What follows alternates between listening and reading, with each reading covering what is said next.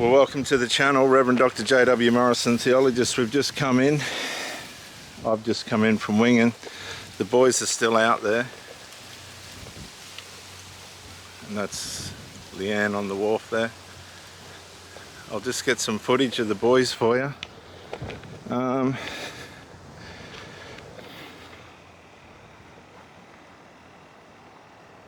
They're out there. I don't know if you can see. I can't see properly, but they are out there. And that's hydrofoil winging. The sun might be balking me a bit. Is that in or out? That's out. That's in. They're all on the other. Oh, there's two coming down there, chopping down there on their foils. Look at those two. Spectacle sport. Just spent an hour out there. It was lovely. Thank you for coming in, viewers. I'm lucky to have friends and things like that. Yeah, Reverend Dr. J.W. Morrison, theologist.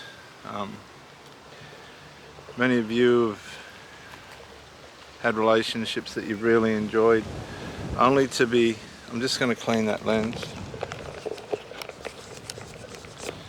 only to be shocked by a breakup, usually through unresolved, and this can be crippling, not only for the dumpee but also for the dumper, because when you've got hope and you want to have hope,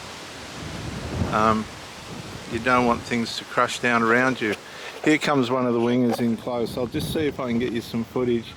You'll notice they're up on a foil. There's two big wings under the water and they bring you up.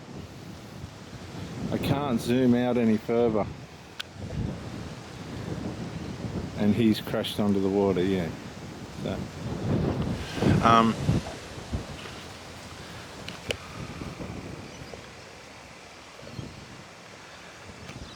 and you'll go through the everything to stop it stage, everything to stop it, tolerance and all the rest of it.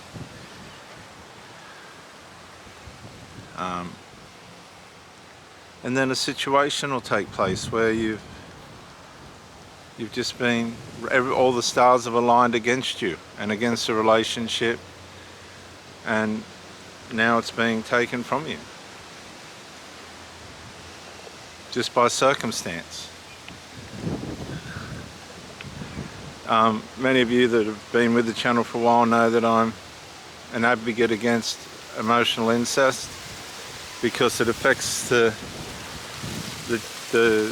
child and the parent. And a lot of these people don't realise that children aren't there to be their counsellors and so on and so forth. But they do use them for that, and it's abuse, and it's not good for the parent either. They surrogate their children. But all that aside, you're in the rumination phase. Your mind keeps looping. It's like your hair's on fire, your nervous system's going at 100,000 miles an hour. You're trying to find the answers. You're sending texts. You're trying to email. They won't answer. You know they're with somebody else. You're ringing. They won't answer. And this was happening towards the end, and you come to realize that something wasn't right. Something just wasn't right. And you couldn't make sense of why this was happening to you. But you've got to understand, the sinful human nature has a way of devaluing and altering what people do, how they act, what their values are, how their values change.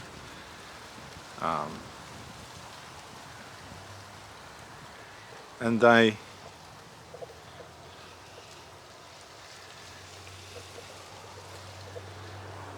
begin to go into what is called in the narcissism language a devalue stage. Not only do they lose value for the relationship,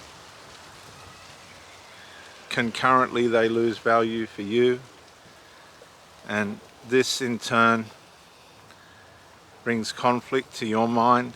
Nobody wants to be hurt or maimed emotionally, and particularly with love and that. I'll just show you this winger here.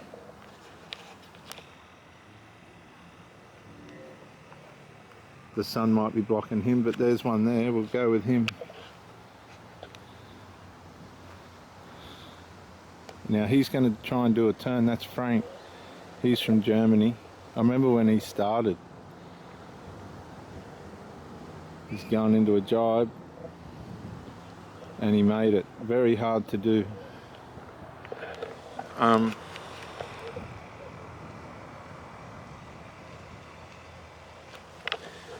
Your texts aren't being answered. You're writing letters, emails, they're not being answered.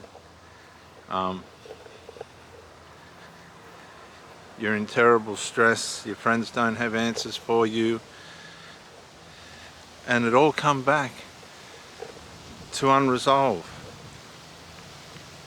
But you couldn't put your finger on it. And the unresolved was from their side. I remember, I won't mention identities on this one, but there was theft taking place at her work. And she was well aware of it. And it was not a good situation in which this was taking place, because the person that was being stolen from was at a disadvantage.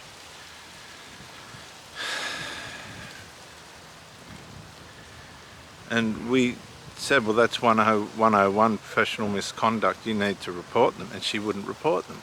Cut a long story short, she was robbing me. She was robbing me. The signs are there, the red flags are there, but we refuse to take notice of them.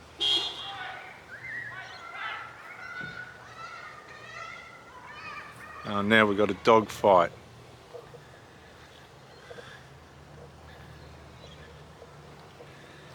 Nah, hopeless, hopeless.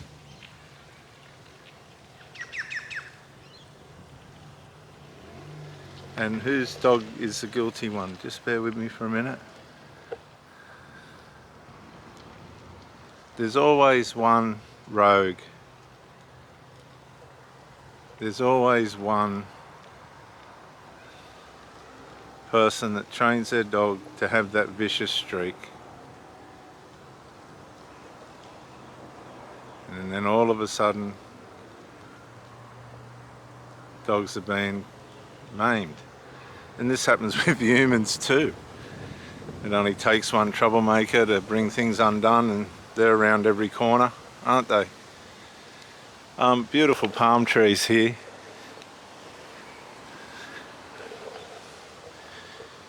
You're trying to find a way of getting resolved,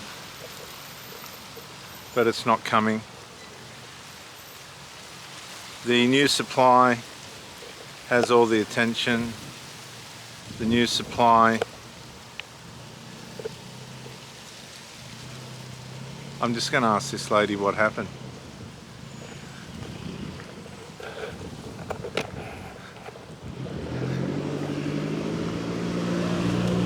What happened?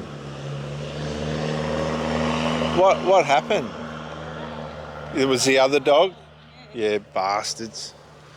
I thought that's what it was. There's always one in there. Oh boy. They train their dogs to be vicious, and I knew it was the other dog. What sort of dog was it? I don't know, some sort of Alsatian. No.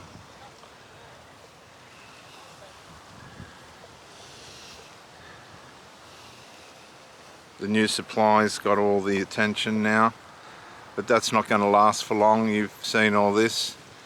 They do show their true colours after a while, and you have people supporting you to a point, only to a point. And now you're starting to find answers. This person was in the background the whole time. You've been lied to about overtime at work, meetings at work. You'd been lied to about where his time or her time was being spent. You wondered why they were getting doled up to go to work functions and why there was so many work functions. And now it's all come out. All of a sudden you've come home and there's a note on the table: I'm leaving you. I'll have my stuff out by Saturday. And it comes as a tremendous shock to you. And these things always happen when you least expect it, but you knew something was wrong. And all the stars are starting to align now. All the answers are starting to become clear. All that time that was wasted, you sitting on your own, you've had the dinner ready, wrapped in alfoil on the table with a knife and fork, and a beer waiting.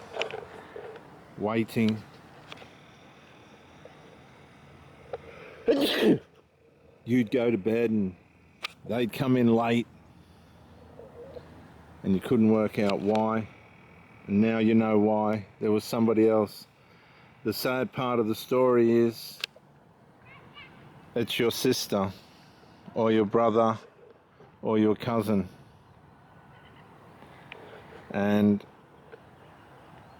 the tragedy is you had no idea. You'd been going out with this person to family things, sitting and talking, and the whole time they were having an affair with your partner. You go into a crisis, the trauma starts to come out. You start to realize that you've been living a lie, you've been lied to. Everything that you were working for and all your effort that you were making towards your relationship was for somebody that didn't deserve it, for somebody that undermined who you were,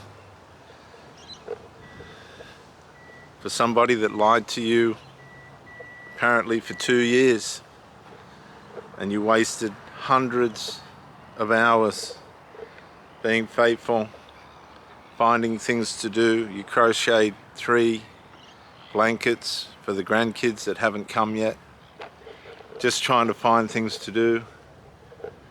I've had this happen to me where I've got so many hobbies. Don't leave me alone for too long because I might not come back and it won't be for another person. I don't believe in cheating. I never did. I think it's the most demoralizing thing you could do, and it just shows that you're not the kind of person that people want to be around.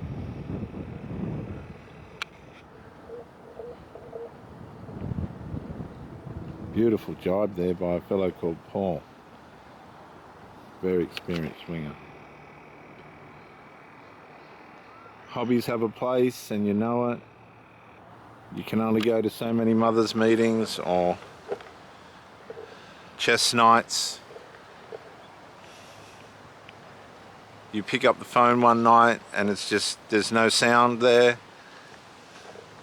And you just think that's odd, but you pay no attention. The phone, her phone's always locked, face down. You're paying the bill for it, but you have no access to it. His phone, you are nowhere, not allowed near it, goes in the toilet, bathroom, and everywhere else.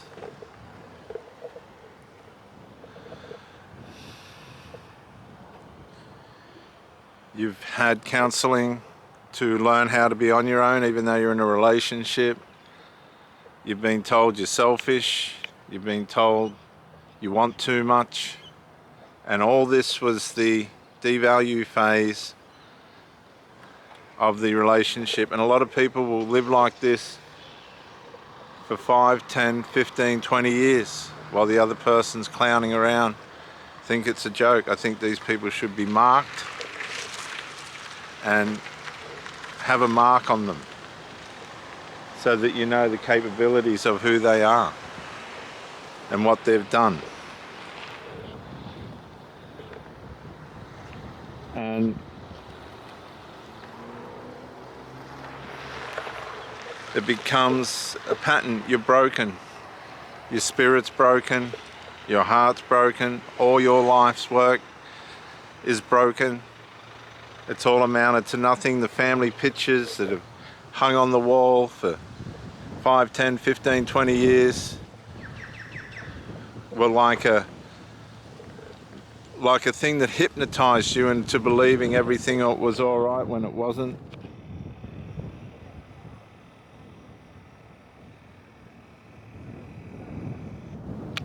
You feel like you've been robbed, maimed, cheated of all those years. It was sexless. It was like a military duty. It was unrewarding and thankless. And in the end, all you got for it was betrayal. This happens every day. You can't get into a therapy centre on the Central Coast for 10 weeks. So you better have your wits about you, because in 1 week people can commit suicide if they can't get help.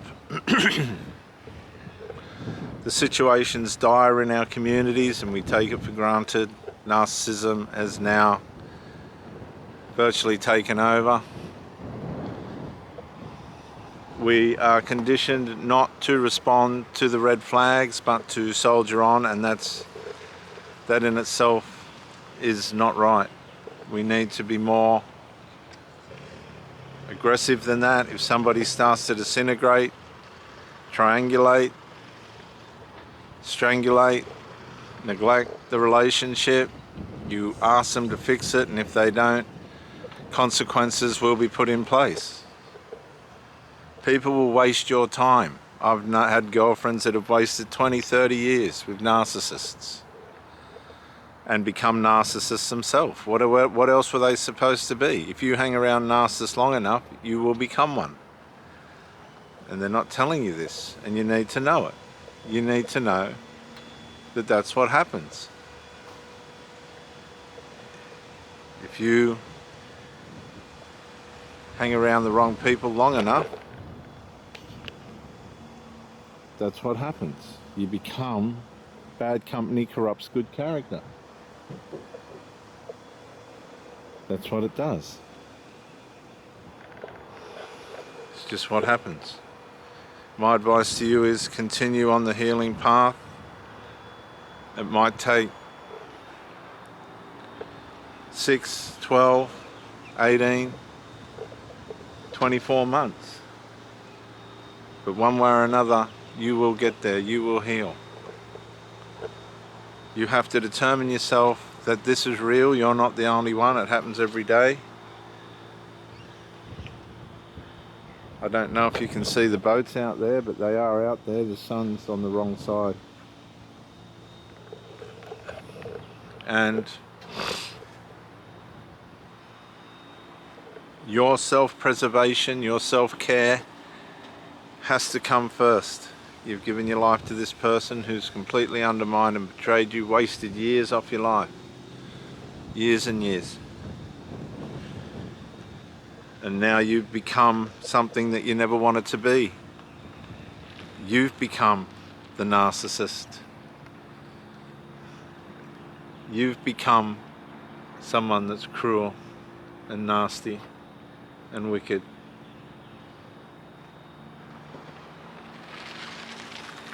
And it was something that you spent your whole life not wanting to be. But because you've been in this environment, you're now a victim.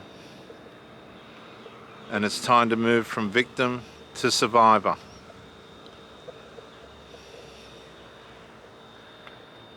Too many people never ever make it out of the hole of narcissism. The deep pit, the Bible calls it, a deep pit. I'm Reverend Dr. J.W. Morrison, theologist. Self-preservation first, self-care first. The golden rule. Love your neighbour as yourself. It's time to love yourself. Really it is. Thank you for joining me, and bye for now.